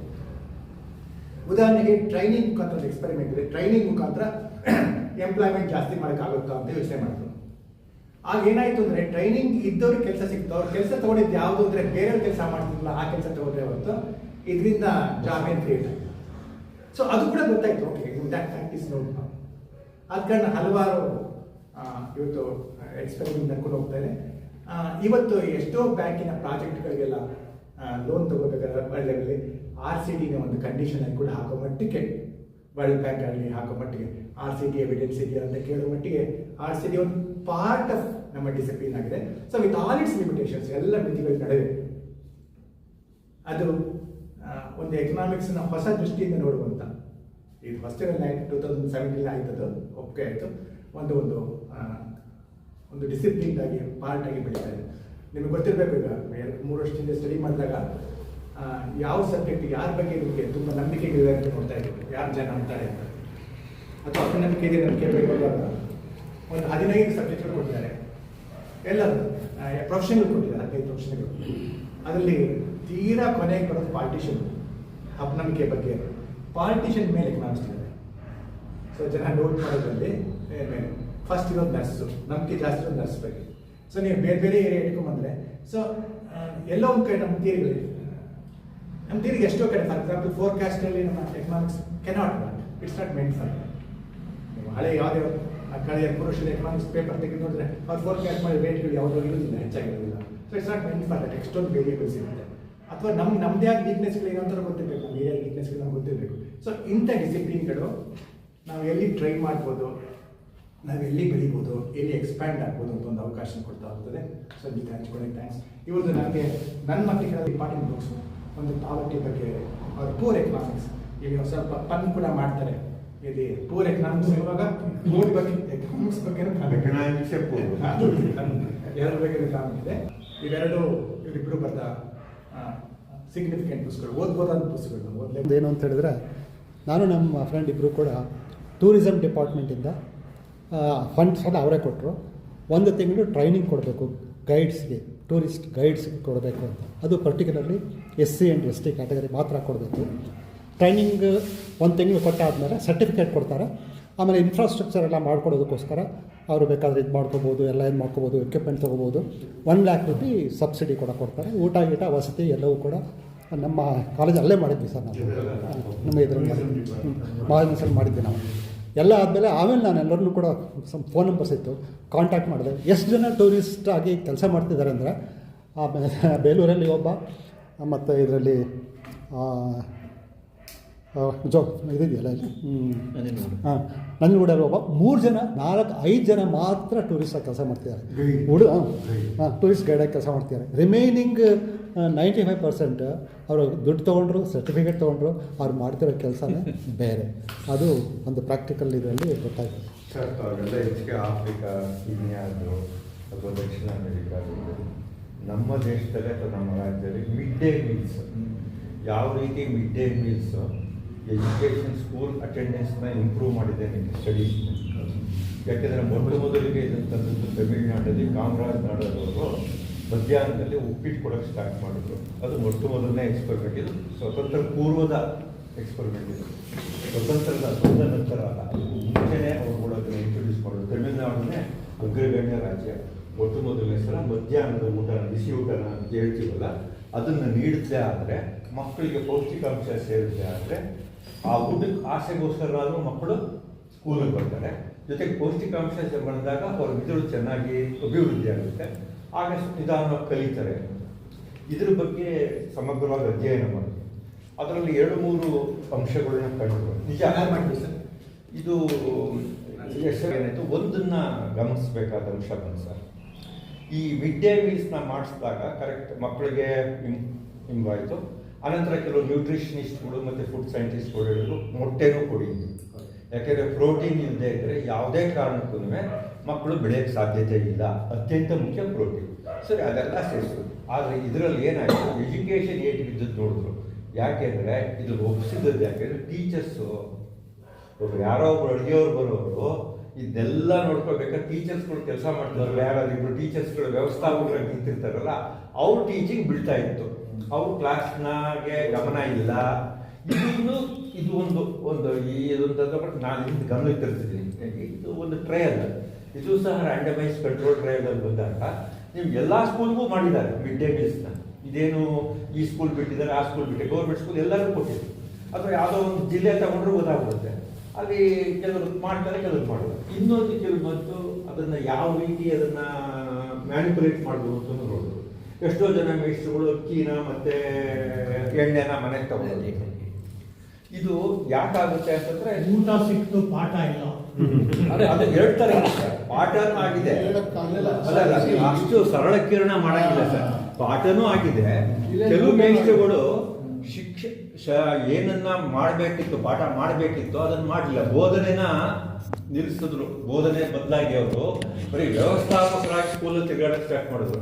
ಇನ್ನು ಕೆಲವು ಕಡೆ ಏನಾಯ್ತು, ಇಲ್ಲಿ ಒಂದು ಪ್ರಮುಖವಾದ ಅಂಶ ಹಾಸನ ಜಿಲ್ಲೆಯಲ್ಲಿ ನಡೆದಿರೋ ಒಂದು ಡೇಟಾ ಸಿಸ್ಟಮ್ ಅಂತ ಬಂದಾಗ ಅಡುಗೆಯವರು ಯಾರು ಅನ್ನೋದನ್ನು ಅತ್ಯಂತ ಮುಖ್ಯ ಆಯಿತು. ಯಾಕೆಂದ್ರೆ ನಮ್ಮ ಸಾಮಾಜಿಕ ಶ್ರೇಣೀಕರಣ, ಜಾತಿ ವ್ಯವಸ್ಥೆ ಇರೋದ್ರಿಂದ ಹಾಸನದ ಕೆಲವು ಕಡೆಯಲ್ಲಿ ಶೆಡ್ಯೂಲ್ಡ್ ಟ್ರೈಬ್ ಮತ್ತೆ ಶೆಡ್ಯೂಲ್ಡ್ ಕ್ಯಾಸ್ಟ್ ಅವರು ಅಡುಗೆ ಮಾಡೋರು ಬಂದಿದ್ದಾರೆ ಅಂತಂದಾಗ ಇಡೀ ಸ್ಕೂಲಲ್ಲಿ ಮಕ್ಕಳು ಊಟ ಮಾಡಬಾರದು ಅನ್ನೋದನ್ನ ಒಂದು ಸಾಮೂಹಿಕ ನಿರ್ಧಾರಗಳನ್ನು ತಗೊಂಡಿದ್ದಾರೆ. ಅದರಿಂದ ಯಾವ ಕೆಲವು ಸೋಷಿಯಲ್ ಅಬ್ಸ್ಟಕಲ್ಸು, ಎಕನಾಮಿಕ್ ಅಬ್ಸ್ಟಕಲ್ಸು ಇದೆ, ಅದೇ ರೀತಿ ಫೈನಾನ್ಷಿಯಲ್ ಅಬ್ಸ್ಟಕಲ್ಸ್ ಇದೆ. ಮೂರು ಸೇರ್ಕೊಳ್ಳುತ್ತೆ. ಇದೊಂದು ತುಂಬಾ ನೀವು ಹೇಳಿಟ್ಕೊಂಡು ನಿಮಗೆ ವೇರಿಯೇಬಲ್ ಕಾನ್ಸ್ಟೆಂಟ್ ಅಂತ ಇಟ್ಕೊಳ್ತೀವಿ. ಆಮೇಲೆ ಅದನ್ನ ಸ್ಟಡಿ ಮಾಡ್ತೀವಿ. ಈಗ ಸರ್ಕಾರ ಮಟ್ಟದಲ್ಲಿ ಚರ್ಚೆಗೆ ಬರುತ್ತದೆ. ಸರ್ಕಾರ ಮಟ್ಟದಲ್ಲಿ ಚರ್ಚೆಗೆ ಬಂದಾಗ ಸರ್ಕಾರ ಮಟ್ಟದಲ್ಲಿ ಚರ್ಚೆಗೆ ಬರುತ್ತೆ. ಈ ಮಿಡ್ ಡೇ ಮೀಲ್ಸ್ ಇಂದ ಇದು ಇದರಲ್ಲಿ ಅಡುಗೆ ಮಾಡೋದು ಅದು ಇದು ಇವೆಲ್ಲವೂ ಸಹ ಗೌಣ ಆಗುತ್ತೆ. ಅದು ಸಹಜ. ಈ ಗ್ಯಾರಂಟಿ ನಾವು ಇಂಪ್ಯಾಕ್ಟ್ ಅನಾಲಿಸಿಸ್ ಒಂದು ಮಾಡಿಸ್ತೀವಿ, ಎಕನಾಮಿಕ್ ಇಂಪ್ಯಾಕ್ಟ್ ಏನಾಗ್ತಾ ಇದೆ ಅಂತ ಹೇಳಿ ಈ ಥರದ ಒಂದು ಒಳ್ಳೆ ಎಕನಾಮಿಕ್ಸ್ ಕೊಟ್ಟು ಅದನ್ನು ಮಾಡಿಸ್ತೀವಿ ಅಂತ ಮಾಧ್ಯಮದಲ್ಲಿ ಹೇಳಿದ್ದುಂಟು. ಅದು ಏನಾದ್ರು ನಡೆದಿದೆಯಾ ನಿಮ್ಮ? ಮಾಡಿದ್ರು ಅದು ಉದ್ದೇಶ particle. How to ensure if it is ensured, then maybe advantageous to reduce the poverty or to remove the poverty. Sir, ಇದು ಥಿಯರಿ ಇಷ್ಟೇ ಸರ್, ಸಿಂಪಲ್. ನೀವು ಯಾವುದೇ ಪಾಲಿಸಿಂದಾನೆ ಎಕ್ಸ್ಪೆರಿಮೆಂಟ್ ಮಾಡಿ ವೆರಿಫೈ ಮಾಡ್ಕೊಳ್ಳಿ, ಟ್ರೈಲ್ ಮಾಡಿ ವೆರಿಫೈ ಮಾಡ್ಕೊಳ್ಳಿ ಅಂತ ಹೇಳುವಂಥದ್ದು ಅಷ್ಟೇ ಇದು. ಇದೊಂದು ಮ್ಯಾಜಿಕ್ ಬ್ಯಾಂಡ್ ಅಲ್ಲ, ಏನು ನೀವು ಯಾವುದೇ ಪಾಲಿಸಿ ಸುಮ್ಮನೆ ಪಾಲಿಸಿ ತರಬೇಡಿ. ಎರಡನೇದು ಪಾಲಿಸಿ ಪೇಯಿಂಗ್ ತಗೋತಾರೆ, ವಿತ್ಡ್ರಾ ಮಾಡ್ಕೊಂಡು ಹಿಡಿಬೇಕು ಸರ್. ಇದನ್ನು ಯಾವ್ದು ಉಳಿಯೋದು ಸರ್? ಇದು ಕರೆಕ್ಟ್. ಇನ್ನೊಂದು ಪಾಯಿಂಟ್ ಹೇಳಿದ್ರಿ, ಇವರು ಮೊದಲ ಬಾರಿಗೆ ಪಾವರ್ಟಿ ಟ್ರ್ಯಾಪನ್ನು ಯೂಸ್ ಮಾಡಿದ್ದಾರೆ ಅಂತ. ಬಟ್ Keynes ಹೇಳಿದ್ರು it as the liquidity trap, that word that he explains. Liquidity trap ಅಂತ ಯೂಸ್ ಮಾಡ್ತಾರೆ. ಪಾವರ್ಟಿ ಟ್ರ್ಯಾಪ್ ಆಗಿದೆ ಅಂತ ಹೇಳಿದ್ರು. ಫಸ್ಟ್ ಟೈಮ್ ಹೇಳು ಅಂತ ಹೇಳಿಲ್ಲ ಅವರು. ಯೂಸ್ ಮಾಡಿದ್ರು. ಪಾವರ್ಟಿ ಟ್ರ್ಯಾಪ್ ಇದೆ, ಇಟ್ಸ್ ಅಕ್ಸೆಪ್ಟೆಡ್ ಫ್ಯಾಕ್ಟ್ ಅಂತ ಹೇಳಿ ಥಿಯರಿನ ಅವ್ರು ಹೇಳಿದ್ದು. ಪಾವರ್ಟಿ ಟ್ರ್ಯಾಪ್ ಅನ್ನೋದು ಇದೆ, ಎಕನಾಮಿಕ್ಸ್ ಅಲ್ಲಿ ಇದೆ. ಹಂಗಂದ್ರೆ ಏನು ಅನ್ನೋದ್ರ ಬಗ್ಗೆ ಗೊತ್ತಿಲ್ಲ ಅನ್ನೋದು ಶುರು ಆದ ಲೆಕ್ಚರ್. ಪಾವರ್ಟಿ ಟ್ರ್ಯಾಪ್ ನ ವಿದ್ಯುತ್ ಬ್ಯಾನರ್ಜಿ ಹೇಳಿದ್ರು ಅಂತ ಹೇಳಿಲ್ಲ, ಹೈಪಾಥಿಸಿಸ್ ಬಂತು ಅಂತ ಹೇಳಿಲ್ಲ ಅವರು, ಅಥವಾ ಥಿಯರಿ ಬಂತು ಅಂತ ಹೇಳಿಲ್ಲ, ಅಥವಾ ಪ್ರಿನ್ಸಿಪಲ್ಸ್ ಹಾಕಿದ್ರು ಅಂತ ಹೇಳಿಲ್ಲ. ಪಾವರ್ಟಿ ಟ್ರ್ಯಾಪ್ ಅನ್ನೋ ಮೊದಲಿಂದನೂ ಅರ್ಥ ವಿಜ್ಞಾನದಲ್ಲಿ ಇದೆ. ಮೊದಲಿಂದ ಅರ್ಥಶಾಸ್ತ್ರ ಅಂತ ಉಪಯೋಗಿಸೋ ಹೆಸರನ್ನೇ ನಾನು ವಿರೋಧಿಸ್ತೀನಿ. ಅದು ಅರ್ಥ ವಿಜ್ಞಾನ. ಇದಕ್ಕೆ ಆಕ್ಚುಲಿ ನಾವು ನೀವೊಂದು ಬಡತನದ ಒಂದು ಇದನ್ನು ತಗೊಂಡಿಲ್ಲ, ಅದನ್ನ ಅನೇಕ ಕಾಂಪೋನೆಂಟ್ ಆಗಿ ಉಪಯೋಗಿಸಿ ಇದು ಮಾಡ್ಕೊಂಡು ಒಂದೊಂದನ್ನೇ ಅಧ್ಯಯನ ಮಾಡಬೇಕು. That is true. ಅದಕ್ಕೆ ನಾವು ಎಕನಾಮಿಕ್ಸ್ ಅಲ್ಲಿ other things remaining the same ಅಂತ ನಾವು ಮಾಡೆಲ್ ಬಿಲ್ಡಪ್ ಮಾಡ್ತೀವಿ. ಬಟ್ ಈ ತರ ಮಾಡಿದಾಗ ನಮಗೆ ರಿಯಾಲಿಟಿ ಸಿಗುತ್ತೆ. ಒಂದೊಂದೇ ವೇರಿಯೇಬಲ್ಸ್ ಅನ್ನ, ಬಟ್ ಅಷ್ಟು ತಾಳ್ಮೆ ಯಾರಿಗಿದೆ ಅಂತ ಅಲ್ಲ, ಮಾಡೆಲ್ ಬೇರೆ ಮಾಡಿದಾಗ ಗೊತ್ತಾಗ ಮುಂದುವರಿಯಕ್ಕಾಗೋದು. ಈಗ ಬೆಸ್ಟ್ ಎಕ್ಸಾಂಪಲ್ ನೀವು ಹೇಳಿ ಸರ್, ಇಂಟ್ರೆಸ್ಟ್ ರೇಟ್ ನ ಕಡಿಮೆ ಮಾಡಿದಾಗ, ಎಲ್ಲರಿಗೂ ಗೊತ್ತಿರೋವಂಥದ್ದು, ಇಂಟ್ರೆಸ್ಟ್ ರೇಟ್ ನ ಕಡಿಮೆ ಮಾಡಿದಾಗ, ನೀವು ಬಾರೋಯಿಂಗ್ ಇಂಟ್ರೆಸ್ಟ್ ರೇಟ್ ನ ಕಡಿಮೆ ಮಾಡಿದಾಗ, ಸಾಕಷ್ಟು ಕಡಿಮೆ ಮಾಡಿದಾಗ ನಿಮಗೆ ಲೋನ್ ಟೇಕರ್ಸ್ ಜಾಸ್ತಿ ಆಗ್ತಾರೆ. ಯಾವುದಕ್ಕೆ? ಹೌಸಿಂಗ್ ಲೋನ್ ಮಾತ್ರ ಮಾಡಿ. ಆಗೇನಾಗುತ್ತೆ, ಅದೊಂದು ಸೆಕ್ಟಾರ್, ಎಲ್ಲಾ ಲೋನು ಅಲ್ಲ, ಹೌಸಿಂಗ್ ಲೋನ್ ಮಾಡಿ. ಅನಂತರ ಎಜುಕೇಶನ್ ಲೋನಿಗೆ ನೀವು ಮಾಡಿದಾಗ ಅದಕ್ಕೆ ಕಂಪ್ಲೀಟ್ ಮಾಡಿ. ಆಗ ಯಾರು ತಗೋತಾರೆ ನೋಡಿ, ಯಾವ ಕ್ರೀಮ್ ಆಫ್ ದ ಸೊಸೈಟಿ ತಗೋತಾ ಇದೆ ಅವೇಲ್ ಮಾಡಿ. ಪ್ರೈಮರಿ ಸ್ಕೂಲ್ ತಗೋತೀರ ನೋಡಿ, ಅದು experiment. Okay, this is available, you can do it. ಇವಾಗ NSS ಅಲ್ಲಿ ನೀವು ಮಾಡ್ತೀರಲ್ಲ, ಇದನ್ನ ನೀವು ಮಾಡಿಸ್ಬೋದು, ಕೂಡ ಎಕ್ಸ್ಪೆರಿಮೆಂಟ್ ಮಾಡ್ಬೋದು ನಿಮ್ಮ ಲೆವೆಲ್. ಅಥವಾ ಕನ್ಸಾಲಿಡೇಟರ್ ಫ್ಯಾಕ್ಟ್ಸ್ ಇದೆ ಸರ್, ಅಷ್ಟೇ ಸರ್. ನಮಗೆ ಥಿಯರಿಟಿಕಲ್ ನಾಲೆಡ್ಜ್ ಇರಬೇಕು ಬಿಫೋರ್ ಎಕ್ಸ್ಪೆರಿಮೆಂಟ್. ನಾನು ಅಂದ್ರೆ ಅಲ್ಲ, ನೀವು frame ಮಾಡ್ಕೊ ಅಷ್ಟೇ. PKT Hypothesis ಮಾಡ್ಕೊಂಡು ಏನಿರ್ತಾನೆ ಇದು ಅದೆಲ್ಲ ಐಡಿಯಾ ಇರಬೇಕು. ಆಮೇಲೆ ನಾವು ಕ್ಯಾನ್ ಈಸಿಲಿ ಐಡೆಂಟಿಫೈ ಮಾಡಲ್ಸ್ ಅಂತ ನನ್ಗೆ ಅನಿಸ್ತದೆ. ಅದು ಕರೆಕ್ಟ್ ಸರ್ ಹೇಳ್ತಿರೋದು. ಸುಮ್ಮನೆ ಇದ್ದಾರೆ ಡೈರೆಕ್ಟ್ ಆಗಿ ಬಿಟ್ರೆ ಅಲ್ಲ, ಹಾಗಲ್ಲ. Many things. ಈ PKT ಒಂದು ಐತಲ್ಲ ಸರ್ ಐಡಿಯಾ ಅದರಲ್ಲಿ ಅದ್ರ ಬಗ್ಗೆ RCT ಏನಾದ್ರು ಮಾಡೋರ ಆ ದೇಶಕ್ಕೆ ಬೇಡ, ಇಂಡಿಯಾ ದೇಶಕ್ಕೆ. ಇಲ್ಲ ಸರ್, ಥಾಮಸ್ ಪಿಕೆಟಿ ಏನ್ ಮಾಡಿದ್ರೆ ಅದು pure economics.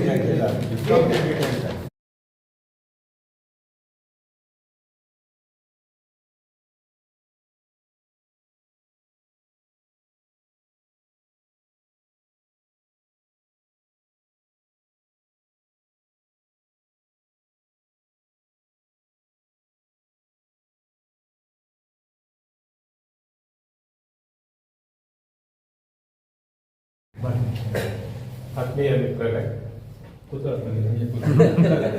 ಸಂತೋಷ ಆಯ್ತು. ಇವತ್ತು ಬಹಳ ತಿಂಗಳ ನಂತರ ನಾವು ಸೇರಿದ್ದೇವೆ. ಅದು ವೇಣು ರವರ ಒಂದು ಕೃಪೆಯಿಂದ ಅವ್ರಿಗೆ ಬಹಳ ದಿವಸ ಹೇಳಿದ್ವಿ ನಾವು ಹೇಳಿದ ವೇಣುಗೋಪಾಲ್ ಕರ್ಸಿ ಸರ್ ಅಂತ ಕೇಳ್ತಿದ್ದೆ. ಹಾಗಾಗಿ ಒಂಥರ ಲೈವ್ಲಿ ಡಿಸ್ಕಷನ್ ಇದು. ನಮ್ಗೆಲ್ಲರಿಗೂ ಕೂಡ ಅನುಭವ ಇರ್ತಕ್ಕಂಥ ಕ್ಷೇತ್ರ. ಆ ಕ್ಷೇತ್ರದಲ್ಲಿ ಚೆನ್ನಾಗಿ ಕೆಲಸ ಮಾಡಿದ್ದಾರೆ, ಅದು ಬಹಳ ಮುಖ್ಯವಾಗಿರ್ತಕ್ಕಂಥದ್ದು. ಆಮೇಲೆ ಅನುವಾದದಲ್ಲಿ ವಿಶೇಷವಾದಂಥ ಪರಿಣಿತಿಯನ್ನು ಹೊಂದಿರ್ತಕ್ಕಂಥವರು ಅವರು ಇವತ್ತು ಇಲ್ಲಿ ಬಂದಿರೋದು ನಮ್ಮ ವಿಶೇಷ. ಹಾಗಾಗಿ ಅವ್ರಿಗೆ ಅವರ ಗುರುಗಳಿಂದ ಗುರುಗಳಿಂದ ವಿಶೇಷವಾಗಿ ಅವ್ರಿಗೆ ಈಗ ಸನ್ಮಾನ ಮಾಡ್ತಾರೆ. ಸರ್ ನೀವು ಒಂದು ನೀವು ಕೊಡು.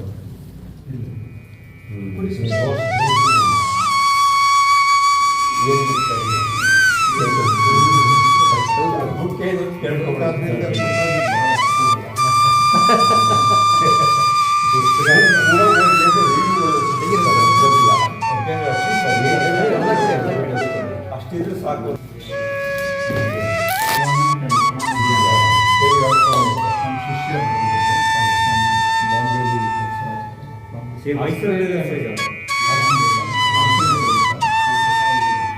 ತುಂಬ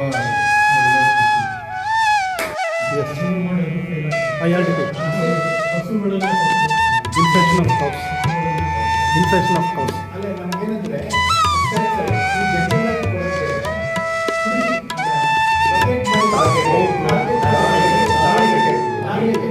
ಈಗ 1,000 ಜನ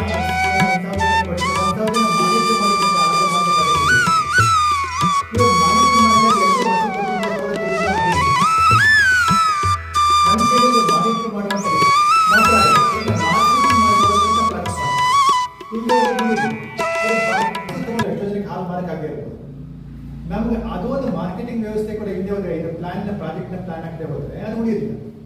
ಸೊ ಇವ್ರೇನ್ ಹೇಳ್ತಾ ಇದ್ದಾರೆ ಅಂದ್ರೆ ಆ ಫುಲ್ ಪ್ರೂಫ್ ಒಂದು ಮಾಡಲ್ ಇಲ್ಲದೆ ಹೋದ್ರೆ, ಒಂದು ಪ್ಲಾನ್ ಇಲ್ಲದೆ ಹೋದ್ರೆ ಇಂಪ್ಲಿಮೆಂಟ್ ಮಾಡೋಕ್ಕಾಗಲ್ಲ. ಇಲ್ಲದೆ ಹೋದ್ರೆ ಸುಮ್ಮನೆ ಎಲ್ಲರೂ ಹಸು ಕೊಡ್ತೀನಿ ಕೊಟ್ಬಿಟ್ಟು ನಾನು ಹಸು ಕೊಟ್ಟಂಗೆ ಐತೆ ಹೊರತು ಹಸು ನಾಳೆ ಇರುತ್ತೋ ಮಾರ್ಕೋತಾರೋ ಸತ್ತೋಗುತ್ತೋ ಗೊತ್ತಿಲ್ಲ. ಈಗ ಒಂದ್ಸರಿ ಬೆನಿಫಿಟ್ ಕೊಟ್ಟ ಮೇಲೆ it is very difficult to withdraw ಮಾಡೋದಲ್ಲ ಸರ್. ಕೊಡುತ್ತೆ. ನೀನು